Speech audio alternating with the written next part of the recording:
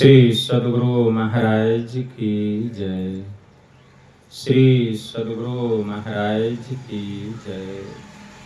श्री सद्गुरु महाराज की जय।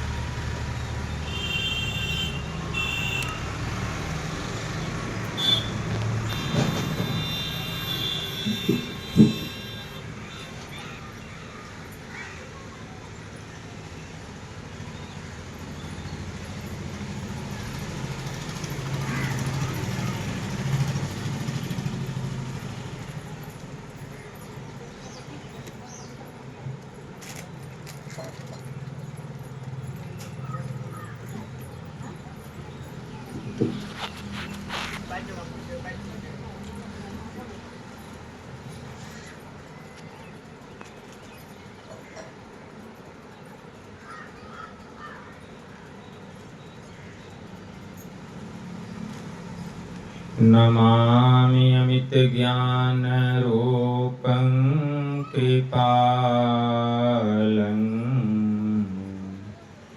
अगम बोधदाता सुबुद्धि निधि विशालम् क्षमाशीलयति धीर गंभीर ज्ञानम् धर्म कील गृहधीर समधीर ध्यानम् जगत त्राणकारी अघारी उदारम् भगत प्राण रूपं दयागुण अपारम् नमो सतगुरुम ज्ञान दाता सुस्वामी नमामि नमामि नमामि नमामि नमामि नमामि नमामि नमामि महाराज सद्गुरु है राजन को राजा है जिनकी कृपा से सरै सर्व काजा भने में ही सोई परम गुरु नमामि नमामि नमामि नमामि नमामि नमामि नमामि नमामि नमामि। श्री सद्गुरु महाराज की जय। अव्यक्त रूप में प्रातः स्मरणीय अनंत श्री परम विभूषित परमाराध्य संत सद्गुरु महाराज के पावन कमल चरणों में बारंबार नमन।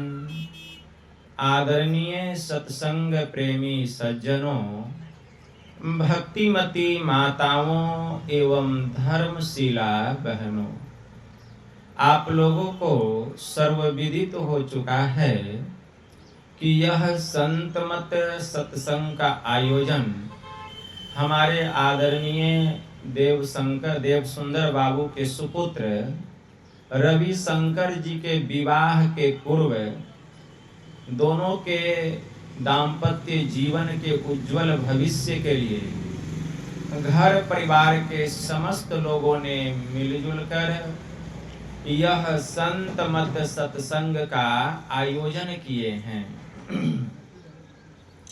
इस संत मत सत्संग के द्वारा ज्ञान योग युक्त एकमात्र ईश्वर भक्ति का संदेश दिया जाता है, उपदेश दिया जाता है, प्रत्येक प्राणी मात्र को बोध कराया जाता है कि ज्ञान क्या है, योग क्या है, भक्ति क्या है, जीव क्या है, माया क्या है, ब्रह्म क्या है। इन सभी रहस्यमयी बातों का ज्ञान सत्संग के माध्यम से यह जो जीव अबोध बना हुआ है, सत्संग श्रवण करते करते एक दिन वह सुबोध और परम ज्ञानी हो जाता है। अभी इस स्तुति, संत स्तुति और गुरु वंदना से पाठ का शुभारंभ हुआ। हम लोगों ने अति ही मनोयोग पूर्वक भक्ति युक्त ढंग से पाठ का श्रवण किया। तत्पश्चात परमाराध्य के द्वारा स्वलिखित सदग्रंथ सत्संग योग चारों भागों से हम लोगों ने भाग 1, 2 और 4 का भी श्रवण किया। पाठ के क्रम में वैदिक मंत्रों को हम लोग श्रवण कर रहे थे। वेद में मंत्र आया है, ओम युञ्जानः प्रथमं मनस्तत्वाय सविता धियम अग्निर्ज्योतिर्निचाय पृथिव्या अध्या भरत। इस मंत्र के द्वारा वेद भगवान उपदेश करते हैं। कौन उपदेश कर रहे हैं? वेद भगवान कि हे मनुष्यों, अगर तुम उस जगत प्रसव करता, सृष्टि करता, सर्वेश्वर का, परमेश्वर का तत्व ज्ञान प्राप्त करना चाहते हो तो पहले बुद्धि योग करो, फिर मानस योग करो तथा अग्नि की ज्योतियों को एक करके योग की दृढ़ भूमि पर अपने आप को अच्छी प्रकार धारण करो। वेद भगवान का उपदेश है हम मानवों के लिए कि अगर हम ईश्वर को जानना चाहते हैं, परमात्मा का ज्ञान प्राप्त करना चाहते हैं, इस मानव तन को सार्थक करना चाहते हैं तो पहले बुद्धि योग करना पड़ेगा। मतलब पहले सत्संग करना पड़ेगा। बुद्धि योग का मतलब सत्संग। गोस्वामी जी ने मानस में लिखा, बिनु सत्संग विवेक न होई, राम कृपा बिनु सुलभ न सोई। जब तक हम सत्संग नहीं करेंगे, जब तक हम सत्संग नहीं सुनेंगे, सार क्या है, असार क्या है, क्या करना चाहिए, क्या नहीं करना चाहिए, यह ज्ञान होने वाला नहीं है। हमारी बुद्धि का विकास होने वाला नहीं है। बुद्धि का विकास कहाँ होता है? इस सत्संग में होता है। सत्संग सुनते सुनते हमारी बुद्धि परिमार्जित हो जाती है, हमारी बुद्धि पवित्र हो जाती है, शुद्ध हो जाती है। इसलिए पहले सत्संग करो, सत्संग करना पड़ेगा। संत कबीर साहब ने भी कहा पहले सत्संग करो। क्या कहा? इस सत्संग में लाभ बहुत है। सत्संग सुनने से बड़ा लाभ मिलता है। कितना बड़ा लाभ मिलेगा?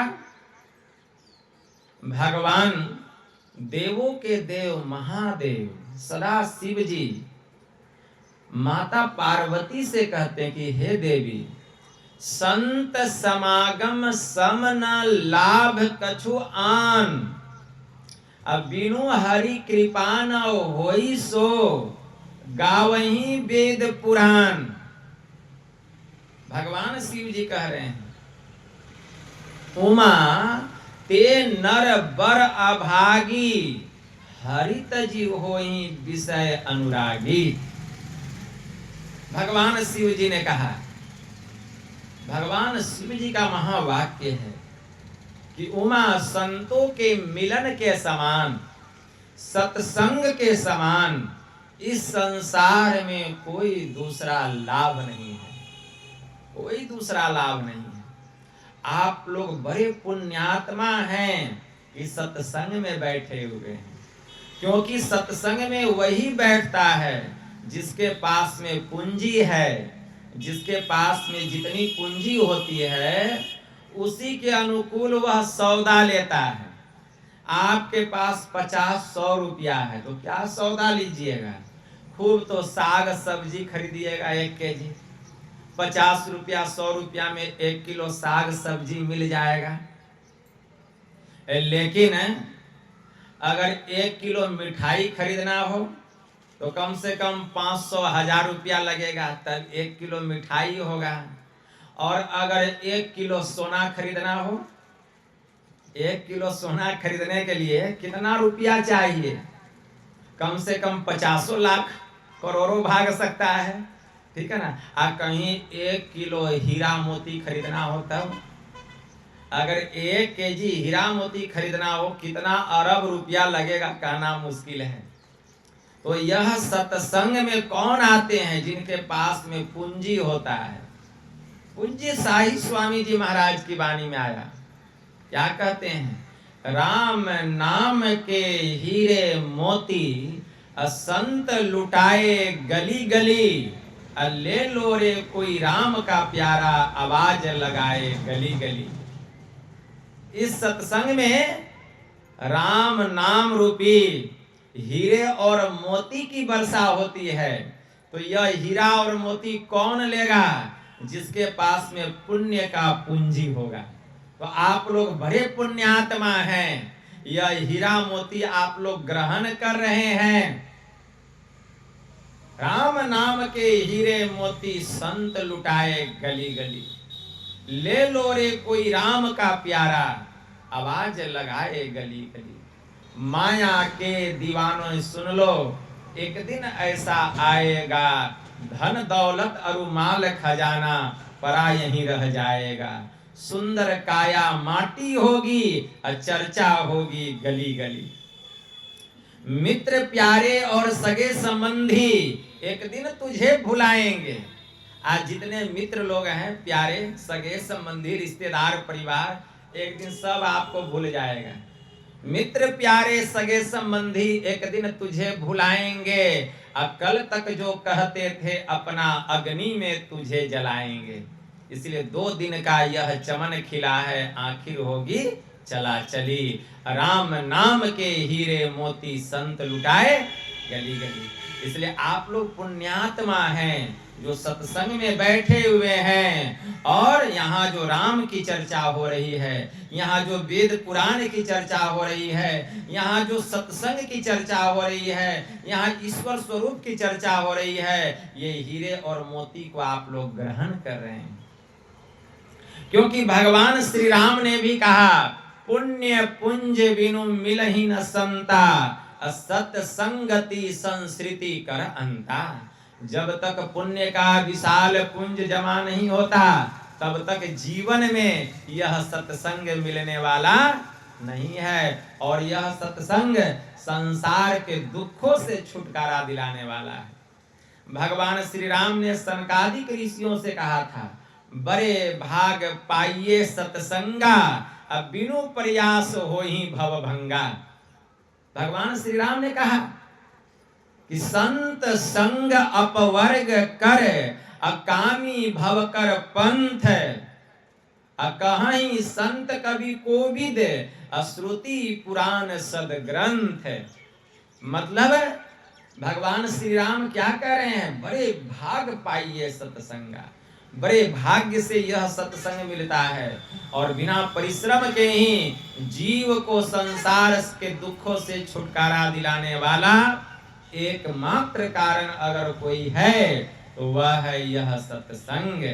इसीलिए संत संग अपवर्ग कर, संतों का संग करना अपवर्ग का मार्ग है, मोक्ष का मार्ग है।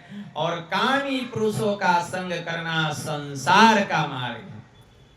कहाँ ही संत कवि कोविद श्रुति पुराण सदग्रंथ, जितने महापुरुष संत हो गए, जितने सदग्रंथ हो गए, वेद उपनिषद पुराण, जितने कवि पंडित हो गए, सभी का ऐसा कहना है कि कहाँ ही संत कवि कोविद श्रुति पुराण सदग्रंथ, क्या कि संत संग अपवर्ग कर अकामी भव कर पंथ है, कि संतों का संग करना अपवर्ग का मार्ग है, मोक्ष का मार्ग है। इसलिए सत्संग करना चाहिए, क्योंकि सत्संग जब हम करेंगे तो सत्संग का सबसे बड़ा लाभ क्या होगा? तो संत कबीर साहब ने कहा, इस सत्संग में लाभ बहुत है, तुरंत मिलावे गुरु से। सत्संग का सबसे बड़ा लाभ यही होगा कि सत्संग करते करते आपके जीवन में एक दिन संत सदगुरु मिल जाएंगे, और जब संत सदगुरु मिल जाएंगे तो निश्चित है कि एक दिन आपकी मुक्ति होगी, क्योंकि जिसके जीवन में गुरु नहीं उसका जीवन ही शुरू नहीं। गुरु बिनु माला फेरता, गुरु बिनु करता दान, और गुरु बिनु सब निष्फल गया, बूझो वेद पुराण। इसलिए जितना जल्द हो सके संत सदगुरु धारण कर लेना चाहिए, गुरु से ज्ञान लेकर के ध्यान सत्संग करना चाहिए, तब जो आपका पुण्य होगा वह पुण्य जमा होगा। और जो गुरु धारण नहीं किए, कितना भी सत्य कर्म कर ले, शुभ कर्म कर ले, उनका कोई भी लाभ उसको मिलने वाला नहीं है। इसीलिए वेद भगवान उपदेश करते हैं, ओम युक्त्वाय सविता देवान सवर्यतो धिया दिवम बृहद ज्योतिः करिष्यतः सविता प्रसूवाति तान। इस मंत्र के द्वारा वेद भगवान उपदेश करते हैं कि हे योगाभ्यास सीखने वाले मनुष्यों, सच्चे सदगुरु के द्वारा ही योग का भेद जानकर तुम अपने भीतर की महान दिव्य ज्योतियां और दिव्य गुण युक्त अनाहत नाथ दोनों को प्राप्त करो। और वह संत सदगुरु जिनसे इस योग का भेद जानना चाहिए, इसके लिए निमित्त मतलब एकमात्र ईश्वर से इस प्रकार की स्तुति करो कि हे जगत प्रसव करता ईश्वर, आप ऐसे विद्वानों को, ऐसे संत सदगुरु को इस धराधाम पर भेजें, जिनसे योग का भेद जानकर मतलब ईश्वर भक्ति की सदयुक्ति जानकर हम अपने भीतर की महान दिव्य ज्योतियां और दिव्य गुण युक्त अनाहत नाथ दोनों को प्राप्त करें, और आप सुख स्वरूप परमात्मा को जान सकें, आपको पहचान सकें। इसी के लिए वेद भगवान का उपदेश है क्या कि गुरु धारण करना पड़ेगा। तो सत्संग सुनते सुनते एक दिन संत सदगुरु मिल जाते हैं, और जब संत सदगुरु मिलते हैं तो वे हमें सदयुक्ति बतलाते हैं, ईश्वर की भक्ति करने की विधि बतलाते हैं, ज्ञान बतलाते हैं, युक्ति बतलाते हैं। क्या कि मानस योग करो और अग्नि की ज्योतियों को एक करके योग की दृढ़ भूमि पर अपने आप को धारण करो। मानस योग करो मतलब मानस जप और मानस ध्यान करो, मानस जप और मानस ध्यान करो। लेकिन ध्यान हम लोगों से होता नहीं है। ध्यान करने के लिए बैठते हैं और जप करने लगते हैं तो होने लगता है गप, खिस्सा कहानी शुरू हो जाता है। संत कबीर साहब ने कहा, अरे तुम चोर के नगर में बसे हुए हो, तो जब तक चोर के नगर में रहोगे तब तक तुमसे भूल होगा, तुमसे धर्म होगा, कभी झूठ बोलोगे, कभी सत्य बोलोगे, कभी छल करोगे, कभी कपट करोगे। कब तक? जब तक तुम चोर के नगर में रहोगे। चोर का नगर कौन है? अभी सुने ना, मैं तो आन परी चोरन के नगर, असत्संग बिना जियरा तरसे। तो चोर का नगर किसको कहा गया? चोर का नगर। तो चोर चोरी कब करता है जानते हैं? चोर चोरी कब करता है? तो चोर चोरी करता है अंधेरा में, अंधकार में चोरी करता है। कहीं चांदनी रात हो तो चोरी करेगा? नहीं करेगा। तो चोर जो है अंधकार में चोरी करता है। तो यहाँ चोर कौन है? चोर कौन है? आप ही लोग चोर हैं। चोर कौन है? आप ही लोग हैं। अब आप कहिएगा कि हम लोग चोर कैसे हैं? तो आप अंधकार में हैं कि प्रकाश में हैं? तो आप कहिएगा हम प्रकाश में हैं। आप प्रकाश में नहीं है, आपका शरीर प्रकाश में है। शरीर आप हैं नहीं, आप लोग इस शरीर के भीतर में रहते हैं। इस शरीर के भीतर में रहते हैं तो बाहर की चीजों को आंख खोल कर देखते हैं। अब भीतर का चीज देखना हो तब आंख बंद करेंगे। तो जब आंख बंद करेंगे तो क्या दिखता है? आंख बंद करने पर घोर अंधकार। तो इसी अंधकार में हम लोग हैं, इसी अंधकार में पड़े हुए हैं, इसी अंधकार में। और इसी अंधकार में रह करके हमारी जो इंद्रियां है यह चोरी करती है। तो जब तक हम अंधकार में रहेंगे हमारी इंद्रियां चोरी करेगी। चोर कौन है? हमारी ज्ञान इंद्रियां। ज्ञान इंद्रियां कितनी है? 5। आंख, कान, नासिका, जिह्वा और चमड़ा। हम जब तक अंधकार में रहेंगे तब तक चोरी करेंगे। 5 ज्ञान इंद्रियां चोरी करेगी। आंख, आंख से जो नहीं देखना चाहिए सबसे छुप छुप करके देख लेते हैं। तो जो कोई छुप करके काम करे वही ना चोर कहलाता है। अगर कोई दिखा के काम करे तो चोर कहलाएगा? जो छुपा के काम करे। तो आंख से जो नहीं देखना चाहिए सबसे छुपा करके देखते हैं तो आंख चोर हो गया। कान से जो नहीं सुनना चाहिए सबसे छुपा करके सुन लेते हैं। कोई मेरी निंदा शिकायत तो नहीं कर रहे हैं, दीवार में कान लगा लगा करके सुनते हैं तो कान चोर हुआ कि नहीं। नासिका से जो सुगंध दुर्गंध नहीं लेना चाहिए सबसे छुपा कर लेते हैं। देखिए कितनी नशीली नशीली वस्तुएं निकल गई है पदार्थ, अफीम, चरस, हीरोइन। लोग जो है उसको सूंघ करके नशा लेते हैं सबसे छुपा करके। तो नासिका चोर हुई कि नहीं। जिह्वा से जो स्वाद नहीं लेना चाहिए सबसे छुपा के ले लेते हैं। मदिरा का पान करते हैं, शराब पीते हैं, नशीली वस्तुओं का सेवन करते तो जिह्वा चोर। चमड़ा, चमड़ा से जो नहीं छूना चाहिए सबसे छुपा करके छूते हैं, स्पर्श करते हैं तो चमड़ा भी चोर। तो ये जो 5 ज्ञान इंद्रियां है यही 5 चोर है।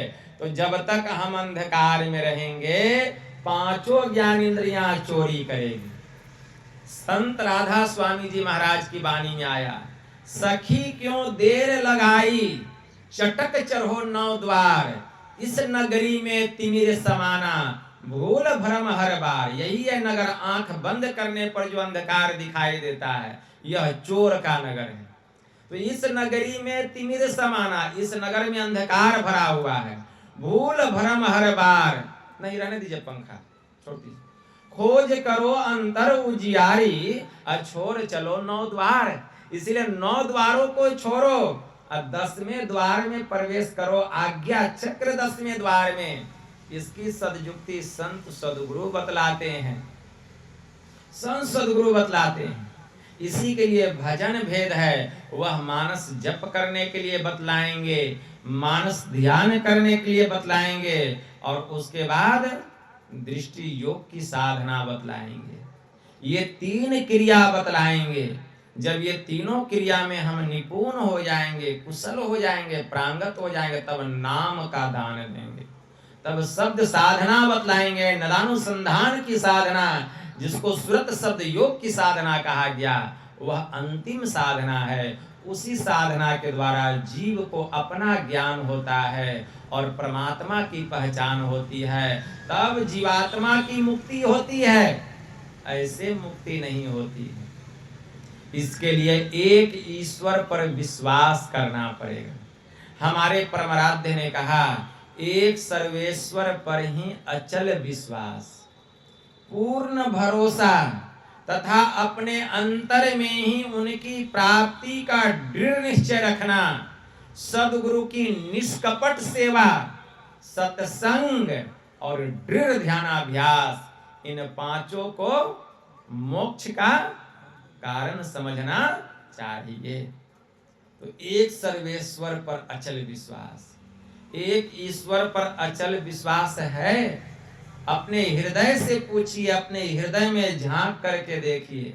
अगर एक ईश्वर पर विश्वास रहता तो हम एक ईश्वर की भक्ति करते हैं, और ईश्वर के सगुण रूप संत सद्गुरु हैं।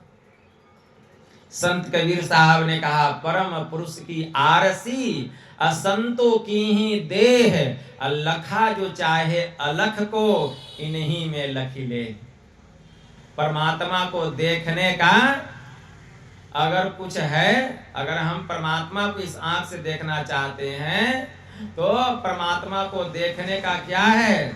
परमात्मा को देखने के लिए आरसी मतलब आईना क्या है? परमात्मा को देखने के लिए आईना संतों का शरीर है। परम पुरुष की आरसी, परमात्मा को देखने का आईना कौन है? संतों का शरीर। इस आंख से संत को देख लीजिए, समझिए परमात्मा को हम देख लिए। और अगर परमात्मा को देखना चाहते हैं, जो कि निर्गुण निराकार स्वरूप हैं, सभी प्रकार के अपरा और परा प्रकृति के जो परे हैं, अगर उस परमात्मा को हम देखना चाहते हैं तो इस आंख से वह दिखने में आने वाला नहीं है। उसके लिए संत सद्गुरु से सद्युक्ति जानकर हम ध्यान करते हैं, अभ्यास करते करते जो पांचों शरीरों को पार करता है, स्थूल सूक्ष्म कारण महाकारण केवल्यहु के पार, सुषमन तिलहो पिलतन भीतर होंगे सबसे न्यार, ब्रह्म ज्योति ब्रह्म ध्वनि को धरी धरी ले चेतन आधार, तन में पिल पांचों तन पारा, तब जा पाओ प्रभु सार। तब सार परमात्मा का ज्ञान होता है, उसकी पहचान होती है। मैं ही होए सकोगे, जाओगे वही पार। जब उस पार चले जाएंगे पांचों शरीरों को पार करके, तब पार गमन ही सार भक्ति। तब जो महाभक्ति होगी सार भक्ति होगी। और अभी जितनी भक्ति है सब आसार भक्ति है। आसार भगति करी संसार भ्रमत रही। सब भक्ति भेद सब निष्फल हो, गुरु महाराज की वाणी में आया। इसीलिए सार भक्ति करना पड़ेगा। आहो भगत सार भगति करूं हो, तो सार भक्ति कहां होगी? जब पांचों शरीरों को पार करेंगे। संत सुंदर दास जी महाराज की वाणी में आया, श्रवण बिनु ध्वनि सुने, नयन बिनु रूप निहारे। जब पांचों शरीरों को पार कर जाएंगे तब इसका ज्ञान होगा। श्रवण बिनु ध्वनि सुने, नयन बिनु रूप निहारे, रसना बिनु उच्चरे, प्रशंसा बहु विस्तारे, नृत्य चरण बिनु करे, हस्त बिनु ताल बजावे, अंग बिना मिली संग बहुत आनंद बढ़ावे, बिनु शीस नवे जहाँ सेव्य को असेवक भाव लिए रहे, अरे मिली परमात्म सो आत्मा परा भक्ति सुंदर गए। ये सार भक्ति है, ये सार भक्ति है। यह ज्ञान हो जाएगा। लेकिन इसके पहले हमें एक ईश्वर पर विश्वास करना पड़ेगा, एक ईश्वर पर विश्वास करना पड़ेगा, एक ईश्वर की भक्ति करनी पड़ेगी। संत कबीर साहब ने कहा, अनगढ़िया देवा तेरी कौन करे सेवा, गढ़े देव को सब कोई पूजे, अपूर्ण ब्रह्म को जाने भेवा। संत कबीर साहब कहते हैं। इसलिए वह जो परमात्मा है उसकी सेवा करनी है, उसकी भक्ति करनी है। गुरु नानक देव जी महाराज ने कहा, ऐसी सेवकु सेवा करे, जिसका जीव तीसु आगे धरे, सूचे भारे सांचू समावे, बिरले सूचाचारी। गुरु नानक देव जी महाराज कहते हैं, तंते को प्रम तंतु मिलाइया, नानक सरनी तुम्हारी। यह सेवा कैसे होगी? इसके लिए पहले एक ईश्वर पर विश्वास रखिए, एक ईश्वर पर विश्वास। जो एक ईश्वर पर निष्ठ हो जाता है उसके जीवन में कभी अनिष्ट नहीं होता है। मैं आप लोगों को एक लघु कथा सुनाता हूं।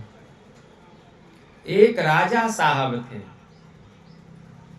और राजा साहब के पास एक मंत्री थे। मंत्री जो था बड़ा ही ईश्वर विश्वासी था। मंत्री जो था बड़ा ईश्वर विश्वासी था, ध्यान सत्संग करता था। वह जानता था कि ईश्वर जो करते हैं अच्छा करते हैं, हमारे भले के लिए करते हैं। एक दिन राजा साहब अपने तलवार में धार कर रहे थे तो राजा के मन में हुआ जरा तलवार का धार छू करके देखें कि धार बना कि नहीं। जैसे ही तलवार में धार हाथ से स्पर्श करते हैं उंगली से, धार इतना तीक्ष्ण था कि राजा साहब की अंगुली कट जाती है। राजा साहब अपने मंत्री जी से कहते हैं, देखो मंत्री मेरी अंगुली कट गई। तो मंत्री साहब कहते हैं, महाराज चिंता की कोई बात नहीं है, परमात्मा जो करते हैं अच्छा करते हैं, भले के लिए करते हैं, इसमें अवश्य आपका ही कुछ भला होगा। अब बताइए, राजा साहब की उंगली कट गई, हम मंत्री जी को बोल रहे हैं तो मंत्री जी कैसी बात कर रहे हैं। ईश्वर जो करते हैं अच्छा करते हैं, भले के लिए करते हैं, इसमें आपका ही भला होगा। राजा सोचने लगे, एक तो मेरी अंगुली कट गई, यह मंत्री कहता है आपका ही कुछ भला होगा। कैसा मंत्री है, ऐसा मंत्री को हम रख करके क्या करेंगे राज्य में। कल मेरी गर्दन कट जाएगी तो कहेगा ईश्वर जो करते हैं अच्छा करते हैं, भले के लिए करते हैं, इसमें आपका ही भला होगा। ऐसे मंत्री को रखना ठीक नहीं। कहा तुम अभी इसी वक्त राज्य को छोड़ के चले जाओ। मंत्री साहब बड़े ईश्वर विश्वासी थे, तुरंत राज्य से निकल गए, चले गए, राज्य से बाहर चले गए। और राजा साहब मलहम पट्टी किए अपने हाथों की। तो राजा साहब को नित्य प्रतिदिन शिकार करने का शौक था। दूसरे दिन राजा साहब घोड़े पर सवार होकर शिकार करने के लिए जंगल चल दिए। जब जंगल चले तो शिकार करते करते रास्ता भटक गए और अंधेरा हो गया। अंधेरा हो गया तो राजा के मन में हुआ अब तो अंधेरा हो गया, जंगल बहुत घना है, आज रात किसी तरह इसी जंगल में गुजार लेना चाहिए। तो घने जंगल में एक बहुत बड़ा बट वृक्ष था, उसी के नीचे राजा साहब जाकर के बैठ गए। रात्रि का 10 बज रहा था, रात्रि का 10 बज रहा था और उसी जंगल में डाकुओं का एक गिरोह एक राजमहल में डकैती करके खजाना का बंटवारा करने के लिए उसी जंगल में सब डकैत लोग आया हुआ था। राजा साहब उठ करके टहलने के लिए चले तो एक डाकू की नजर पड़ गई राजा साहब पर। राजा साहब पर जैसे एक डाकू की नजर पड़ी, वह डकैत कहता है, सरदार देखिए हम लोगों ने काली माई से मनौती मांगी थी कि अगर आज अच्छी डकैती हुई तो हम लोग काली माई को एक नर बलि देंगे। और देखिए डकैती भी अच्छी हुई और काली माई की ऐसी कृपा हुई कि एक सुंदर नर इस जंगल में काली माई भेज दी। अब नर को तलाश करने के लिए नगर में जाने की कोई आवश्यकता नहीं है। तुरंत डकैत लोग राजा को पकड़ लिया। अब तो राजा थर थर कांपने लगे, थर थर कांपने लगे। राजा साहब का कंठ सूखने लगा, सांस तेजी से चलने लगा। अब क्या होगा। डकैत लोग राजा साहब का जितना राजसी पोशाक था सब उतारते हैं और उसको स्नान कराते हैं, चंदन का लेप लगाते हैं, दोनों हाथ उसका पीछे करके बांध देते हैं पैर से और गर्दन को रखते हैं काली माई के सामने घन पर। अब जो है एक जो है डकैत हाथ में खंजर लिया हुआ है, सोचा एक ही झटके में इसका गर्दन अलग कर देंगे। जैसे वह तलवार चलाने लगता है, एक डाकू की नजर पड़ जाती है राजा साहब के कटे हुए हाथ पर। कहते हैं सरदार जरा ठहर जाइए, देखिए राजा साहब का अंग तो पहले से भंग है और काली माई को अंग भंग की बलि नहीं दी जाती है। अगर अंग भंग की बलि देंगे तो कुछ अनिष्ट हो जाएगा, काली माई रुष्ट हो जाएगी, क्रोधित हो जाएगी। तो सरदार देखते हैं सचमुच में राजा साहब का हाथ कटा हुआ है। सरदार कहते जल्दी से इस राजा को खोलो, इसका हाथ खोलो। उनका हाथ खोल दिया जाता है। राजा साहब लंगोटी पहने हुए हैं। अब डकैत लोग कहता है जल्दी यहाँ से भागो, जल्दी भागो। अब राजा साहब अपना राजसी पोशाक भी नहीं पहनते हैं और भागते हैं, दे दरवनिया देते हुए भागते भागते अपने राजमहल आते हैं और अपने पलंग पर एकदम चितांग जो है गिर जाते हैं। उधर से रानी आती है, राजा साहब की दुर्दशा को देख करके वह अचंभित हो जाती है। कहती है महाराज आपकी यह दुर्दशा किसने की? राजा साहब कहते हैं रानी मत पूछो, इस दुर्दशा के संबंध में उस मंत्री ने ठीक ही कहा था कि परमात्मा जो करते हैं अच्छा करते हैं, भले के लिए करते हैं, इसमें हमारा ही कुछ भला होगा। रानी अगर कल मेरी हाथ की अंगुली नहीं कटी होती तो आज तुम्हारे पति का, तुम्हारे स्वामी का, आज इस राजा का गर्दन कट जाता, गर्दन कट जाता। डाकुओं का गिरोह मुझे पकड़ लिया था, मेरी बलि देने वाले थे।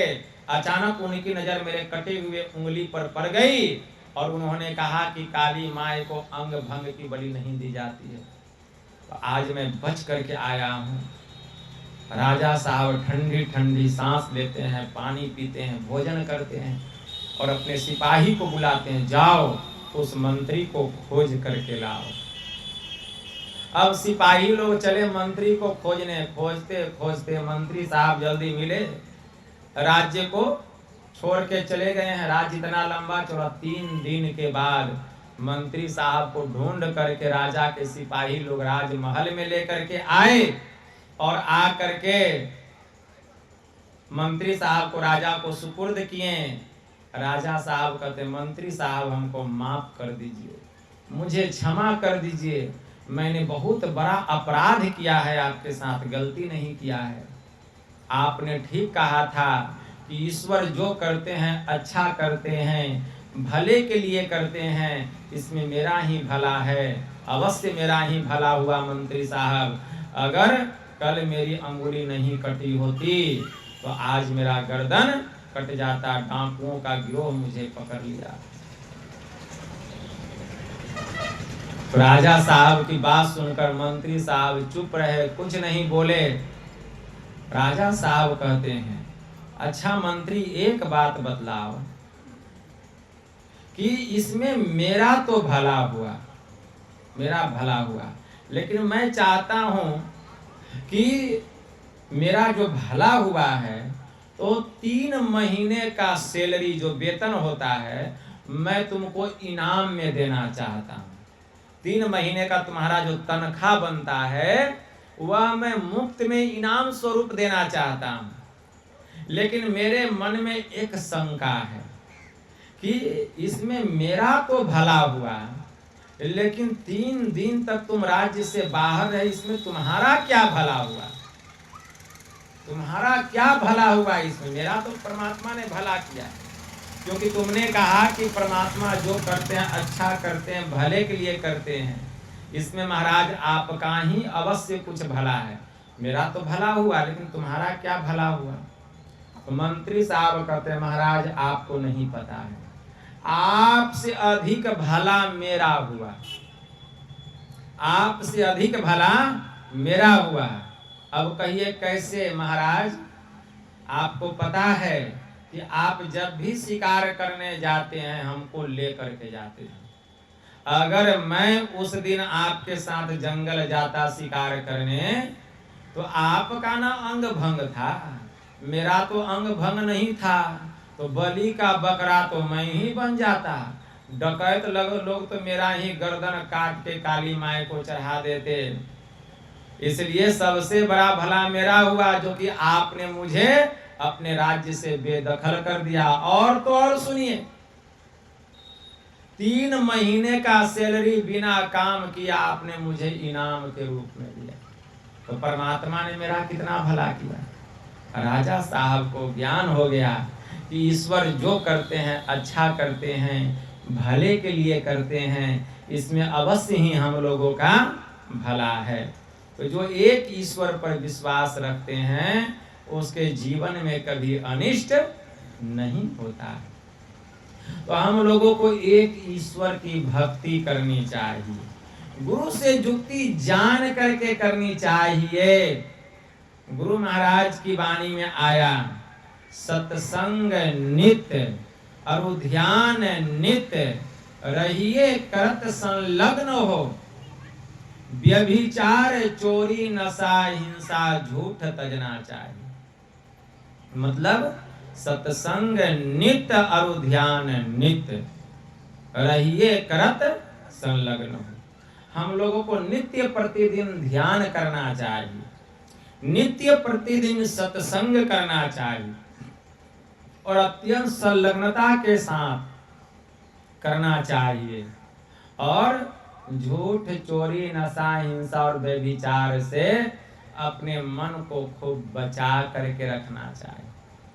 संयम धर्म का पालन करना चाहिए। एक फकीर ने कहा, गोस बातिन हो कुसादा, जो करे कुछ दीन अमल, ला इलाह इल्लल्लाह अल्लाहु अकबर पे जाने के लिए। ठीक है, यह आमिल है तुलसी की, अमल कर ध्यान से, पुण्य कुरान में है लिखा, अल्लाहु अकबर पे जाने के लिए। बेहोश ये इंसान से यह ख्याल जुदा है, जाहिर है मोहम्मद बातिन में खुदा है। वह परमात्मा हम सबके भीतर है। तो जब तक हम लोग अमल नहीं करेंगे, अमल नहीं करेंगे, संयम में नहीं रहेंगे, जब तक हम सदाचार का पालन नहीं करेंगे, साधना में एक तिल बिंदु भी हम ऊपर नहीं चढ़ सकते। इसलिए 5 महापापों से अपने को बचा करके रखना पड़ेगा। झूठ फूस नहीं बोलना पड़ेगा, छल कपट नहीं करना पड़ेगा। कपट का बहुत बड़ा परिणाम होता है, कपट नहीं करना चाहिए। कपट ज्यादा दिन तक नहीं चलता है। आप लोगों को पता होगा कि भगवान श्री राम और लक्ष्मण जी का युद्ध हुआ था रावण और मेघनाथ के साथ। मेघनाथ का शक्तिबान लगा किसको? लक्ष्मण जी को। लक्ष्मण जी मूर्छित हो गए, बेहोश हो गए। अब वे अचेत पड़े हुए हैं, सचेत में कैसे आएंगे, होश में कैसे आएंगे? तो पता चला कि धवलागिरी पर्वत पर जड़ी बूटी है, संजीवनी बूटी। उस संजीवनी बूटी के नीचे में प्रकाश होता है, जो उस जड़ी बूटी को लेकर के आएगा और लक्ष्मण जी को पिलाया जाएगा। तब लक्ष्मण जी सचेत होंगे, होश में आएंगे, होश में आएंगे। हनुमान जी को यह काम सौंपा गया। हनुमान जी चले धवलागिरी पर्वत पर संजीवनी बूटी लाने के लिए। इधर रावण का गुप्तचर लगा हुआ था, रावण का गुप्तचर लगा हुआ था। पता चल गया रावण को कि हनुमान जी निकल गए हैं धवलागिरी पर्वत पर जड़ी बूटी लाने के लिए, संजीवनी बूटी। तब रावण ने क्या किया? कालनेमी राक्षस था, कालनेमी राक्षस था, कालनेमी को भेजा कि जाइए हनुमान जी को ठगिए कपट करके। तो कालनेमी जो है साधु का भेष बना करके जिस रास्ते से हनुमान जी जा रहे थे उसी रास्ते में एक झोपड़ी बना करके साधु का भेष बना करके ध्यान करने लगा, तप करने लगा। बीच रास्ते में हनुमान जी को प्यास लग गई तो वहीं पर उतरे, वहीं पर उतरे जहां कालनेमी राक्षस साधु भेष बना करके झोपड़ी के पास में तप कर रहा था।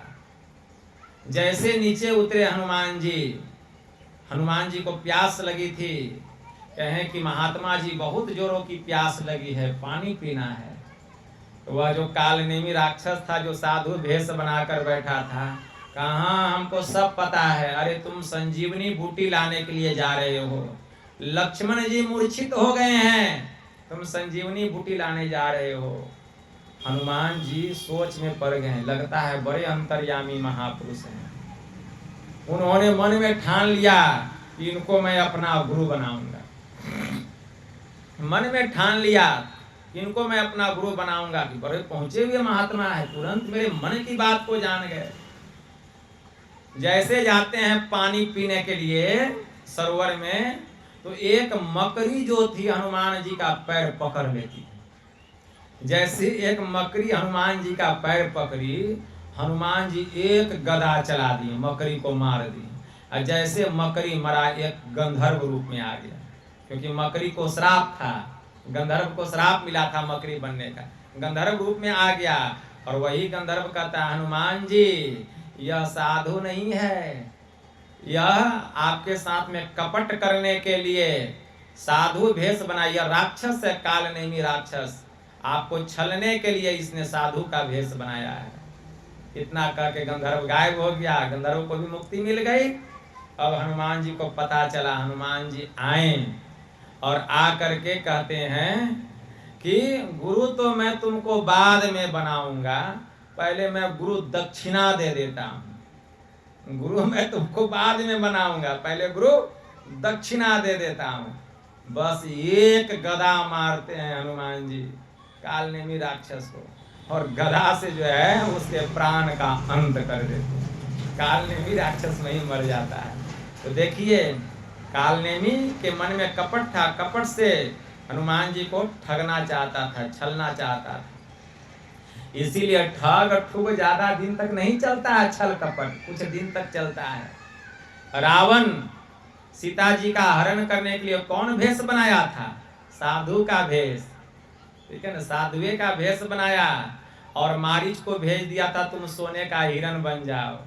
सीता जी की नजर पड़ गई सोने के हिरण पर, मोहित हो गई, कही कि हमको वो हिरण चाहिए। भगवान श्री राम चल दिए उस सोने का हिरण को लाने के लिए, और इधर रावण जो है क्या किया, आया साधु का भेष बनाकर सीता का हरण करने।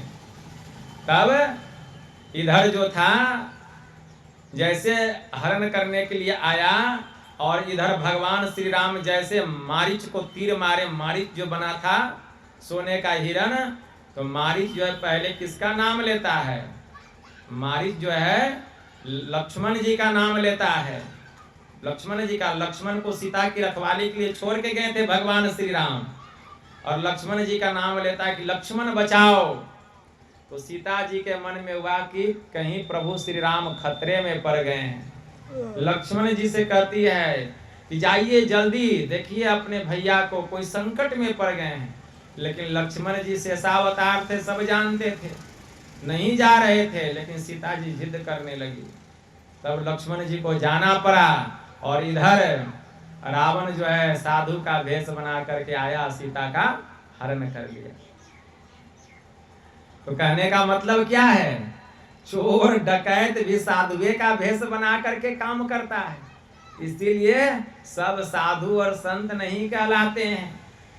तो छल कपट ठग ठुग ईर्ष्या द्वेष ज्यादा दिन तक चलने वाला नहीं है। उघर ही अंत न हो ही निभाहु, अकाल नेमी जिमि रावण राहु, ठीक है ना।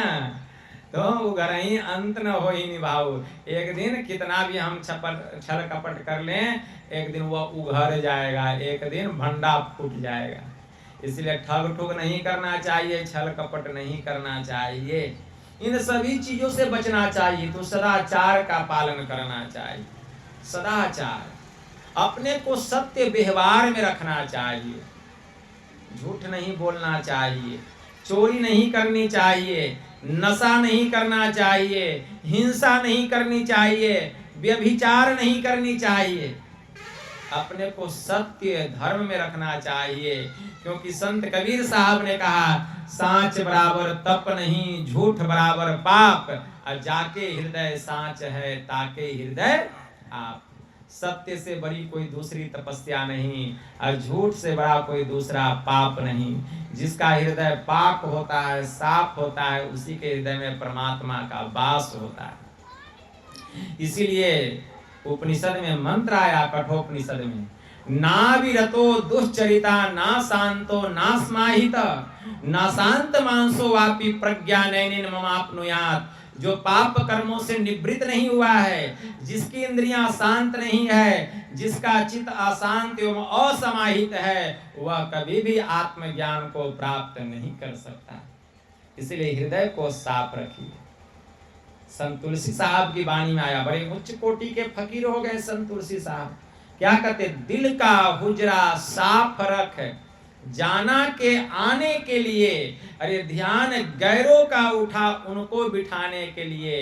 एक दिल लाखों तमन्ना, उस पे ज्यादा हवस, फिर ठिकाना है कहाँ उसको टिकाने के लिए। नकली मंदिर मस्जिदों में जाए, सदअफसोस है कुदरती मस्जिद का साकिन दुख उठाने के लिए। क्यों भटकता फिर रहा तू ऐ तलाशे यार में। अरे रास्ता सहरग में है दिल भर पे जाने के लिए। इसके लिए मुर्शिदे कामिल से मिल, सिद्क और सबूरी से तकी, जो तुझे देगा फहम सहरग को पाने के लिए। तो ऐसे जो संत सदगुरु रूपी मुर्शिद जो बादशाह होते हैं, वही परमात्मा के पास जाने का रास्ता बतलाते हैं। कैसे हम सहरग में, कैसे सुमना में प्रवेश करेंगे, क्योंकि वहीं पर परमात्मा के पास जाने का मार्ग है, रास्ता है। और वह रास्ता बाहरी दुनिया का नहीं है, वह रास्ता हम सबके भीतर का है, भीतर का रास्ता है। हमारे परमाराध्य ने कहा, अद्भुत अंतर की डगरिया, जा पर चलकर प्रभु मिलते, दाता सतगुरु धन्य धन्य, जो राह लखा देते। चलत पंथ सुख होत महा है, जहां अझर झरते अमृत ध्वनि की नौबत झहरत, बर भागी सुनते, सुनत लखत सुख लहत अद्भुति में ही प्रभु मिलते। तब अंत में उस रास्ते पर चलते चलते जब रास्ता का अंत होता है, तब मंजिल की प्राप्ति होती है, अर्थात परमात्मा की प्राप्ति होती है, परमात्मा रूपी लाल की प्राप्ति होती है। संत कबीर साहब ने कहा, लाल लाल जो सब कोई कहे, सबकी गांठी लाल, गांठी खोली के परखे नाही, तासो भयो कंगाल। लाली मेरे लाल की, जित देखूं तित लाल, लाली देखन मैं गई, मैं भी हो गई लाल। संत कबीर साहब ने कहा, डुबकी मारी समुद्र में, निकसा जाए आकाश, गगन मंडल में घर किया, हीरा पाया दास। वह हीरा क्या है? परमात्मा रूपी हीरा, परमात्मा रूपी लाल, परमात्मा रूपी हीरा की प्राप्ति होती है। तो अगर हम लोग सत्य व्यवहार में, सदाचार में अपने को रखकर ईश्वर की भक्ति करेंगे, तो एक दिन परमात्मा रूपी रत्न की, परमात्मा रूपी हीरा की, परमात्मा रूपी लाल की प्राप्ति हो जाएगी, और हम भी निहाल हो जाएंगे। फिर हम कंगाल नहीं, फिर हम मालो माल हो जाएंगे, मालो माल हो जाएंगे, जीव का कल्याण हो जाएगा। यही काम करने के लिए हम लोगों को यह मनुष्य का शरीर मिला है। इसीलिए हमारे परमाराध्य ने कहा, जितने मनुष्य तनधारी हैं, प्रभु भक्ति कर सकते सभी, अंतर व बाहर भक्ति कर घटपट घटाना चाहिए। कैसे? गुरुदेव ने कहा, घट तम प्रकाश व शब्द पट त्रय जीव पर है छा रहे, कर दृष्टि और ध्वनि योग साधन ये हटाना चाहिए। इनके हटे माया हटेगी, प्रभु से होगी एकता, फिर द्वैतता नहीं कुछ रहेगी, असमनन दृढ़ चाहिए। पाखंड और अहंकार तजी, निष्कपट हो और दीन हो, सब कुछ समर्पण कर गुरु की सेवा करनी चाहिए। तो इस तरह समर्पित तो होकर के हम लोग गुरु की भक्ति करें, ईश्वर की भक्ति करें, हमारा परम कल्याण होगा। कहने के लिए बहुत सारी बात है ज्ञान की, लेकिन मैं यही थोड़ा सा आप लोगों की सेवा में कहा। बस इतना ही कहकर मैं गुरु महाराज के श्री चरणों में प्रेम पुष्प समर्पित करते हुए अपनी वाणी को यहीं विराम देता हूँ। और आशीर्वाद देता हूँ गुरु महाराज के तरफ से कि हमारे देव सुंदर बाबू अपने सुपुत्र रविशंकर जी के विवाह के पूर्व यह संत मत सत्संग का आयोजन किए हैं। मैं गुरु महाराज से प्रार्थना करता हूँ कि यह जो कार्यक्रम है उत्तम ढंग से संपन्न हो। आप लोग बहुत कम संख्या में आए हैं, फिर भी जो भी आए हैं मैं गुरु महाराज की तरफ से आप लोगों के लिए प्रार्थना करता हूँ कि आपके जीवन के जो कष्ट हैं गुरु महाराज उसका हरण करें। जो भी आपके जीवन के विघ्न बाधाएं हैं गुरु महाराज हरण करें। आपके मन की जो कामनाएं हैं गुरु महाराज उसको पूरा करें और ध्यान साधना में आप लोगों की उन्नति हो। बोलिए प्रेम से श्री सद्गुरु महाराज की जय।